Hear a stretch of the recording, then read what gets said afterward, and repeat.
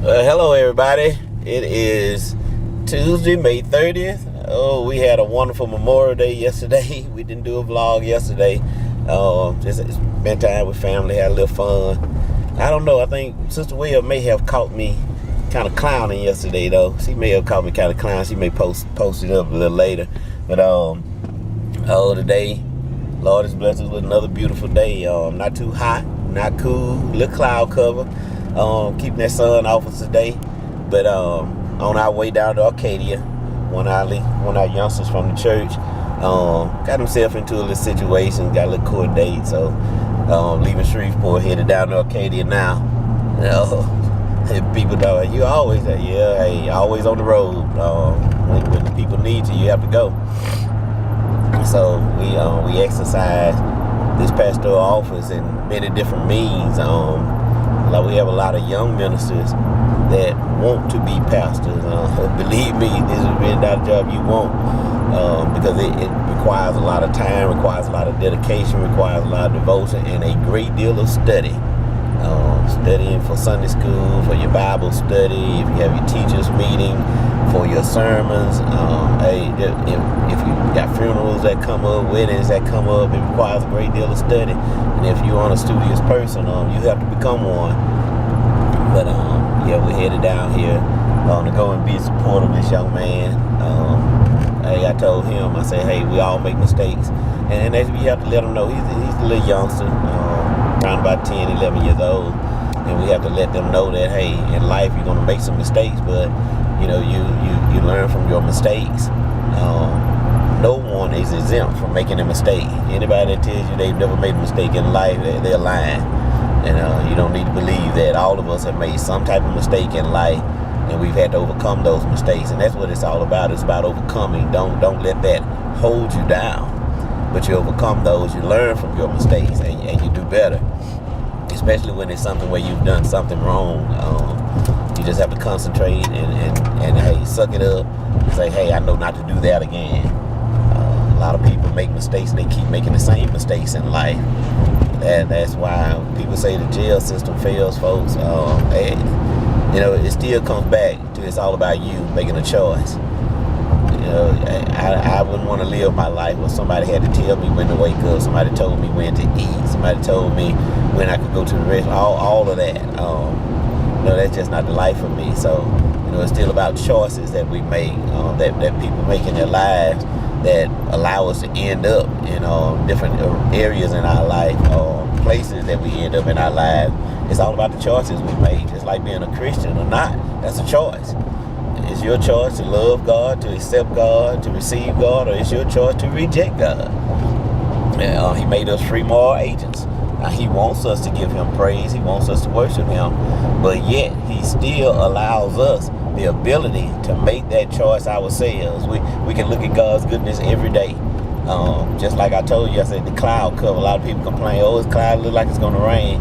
We don't understand around this time of year, it's normally hot, hot, hot. So with this cloud cover, God is just keeping us from some of those extensive rays of heat that otherwise we'd be complaining about the heat. It's a very comfortable feeling outside today.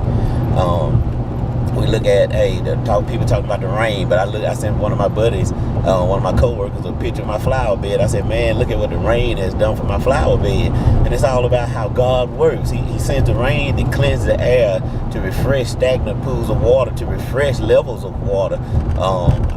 Different things the rain is utilized for, but one thing, rainwater is the best water you can have for your garden, your plants, your lawn, all of that. My lawn looks magnificent. Now, when all this rain leaves and I have to start trying to water it and beat the heat, my lawn is not going to look as decent as it looks now, because that sun is going to dry it out. No matter how much water I put on it, it's still going to dry my lawn out. It's not going to look that beautiful green that it has today. My flowers, I'm going to have to struggle with my flowers, try to stay on top of them, and because of the elements. And hey, we need to stop complaining about things and realize that God utilizes everything for our good.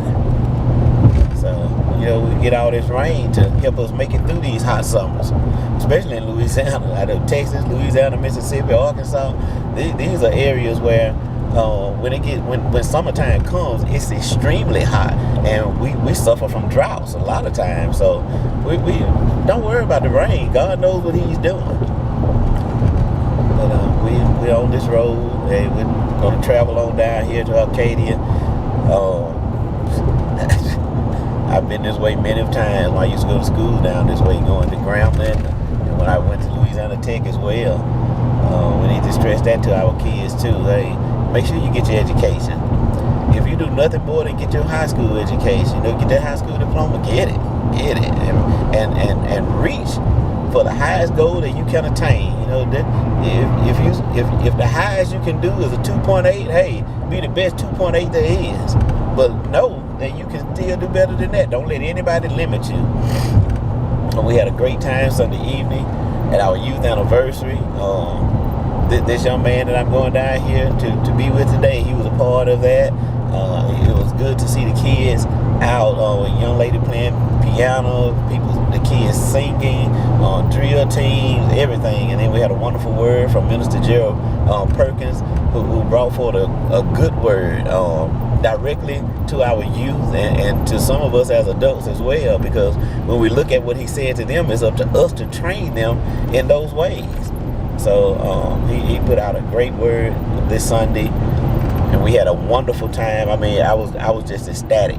I was happy all day because I knew about a few surprises that we had. There were some kids that we haven't seen perform. I mean, they did a wonderful job. Had a duet by two of our kids. They did a wonderful, wonderful job.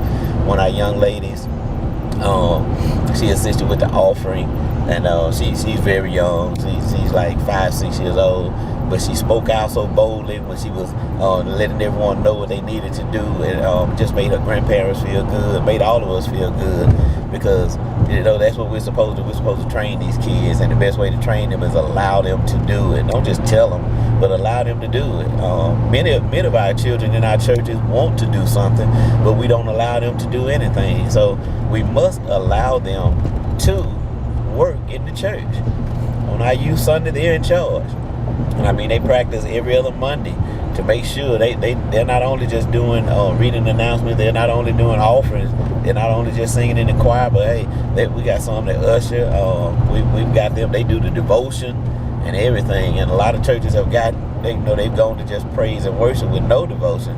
But you just can't get past a good devotional service. And when you hear the children singing those hymns, it ought to do something to you, because I grew up on those hymns, and I was well into my teens before I really knew some of the words they were saying. When I finally learned the words for myself and got a great understanding of what they were saying, it made that devotional experience even more meaningful.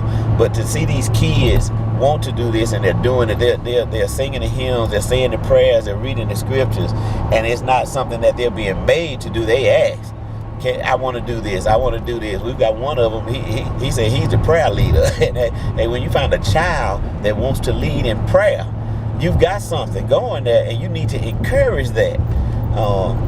Many times as pastors, many times preachers, just adults in general in church, we overlook the enthusiasm of our children in our churches, and we miss out on the benefits, the benefits that they can offer to the church.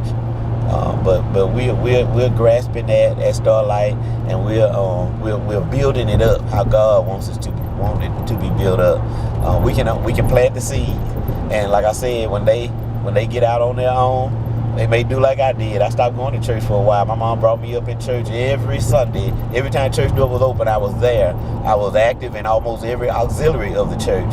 But when I got out on my own, I stopped going for a while. But like the Bible says, train up a child in the way that he should go, there when he grows old, he will not depart from it. I didn't depart from it, because that all that teaching drew me back to the church, and I'm thankful for that. So like I said, today, not too joking for today, kind of more serious today, because the situation at hand. I'm praying for this young man that I know he made a mistake, and it was his first time ever doing anything like this. I know they're going to have to provide some type of discipline, but I ask for some leniency as well. And it always looks good when your pastor shows up and shows that, hey, you are an active member of the church, and he's a very active member of our church. He's at Sunday school, Bible study, everything. So we do this just to let them know that, hey, we appreciate their time that they take out by coming to the church. A lot of times he may be by himself. Sometimes his dad brings him. Sometimes he's with his mom. Sometimes both his parents are there. But I've seen him there show up by himself sometimes. So that shows me that he has a zeal for God, a zeal for God's word. And when we see that people have a zeal for God's word, we need to reach out and keep encouraging them. Even the lost, those that you don't see, you have to encourage them to attain a zeal for God's word. But when you see one that has it, especially at this young age, you have to push. You have to push.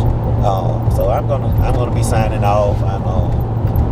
Got out of the street, pulled past through Bossier. I'm about to get on this highway. I've got probably about a good hour's drive down here to this courthouse from my home. And so hey, we're gonna go do this today, and we'll put up another vlog tomorrow.